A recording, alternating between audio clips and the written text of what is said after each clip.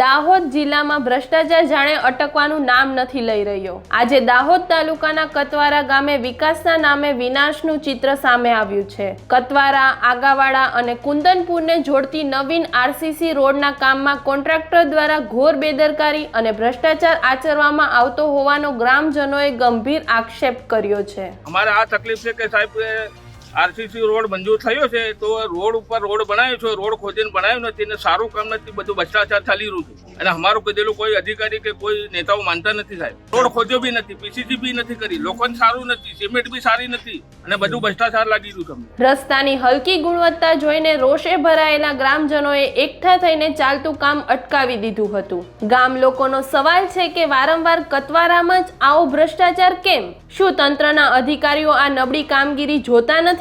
જનતાના પરસેવાની કમાણીના નાણાં રોડમાં નહીં પણ કોન્ટ્રાક્ટરના ખિસ્સામાં જતા હોવાની ચર્ચાએ જોર પકડ્યું છે। આખરે ક્યારે આ ભ્રષ્ટ શાસન સામે કડક પગલાં લેવાશે? જાગૃત ગ્રામજનોએ કોન્ટ્રાક્ટરના ભ્રષ્ટાચારના પાયા હચમચાવી દીધા છે। જોતા રહો ગુજરાત વંદન। ધન્યવાદ।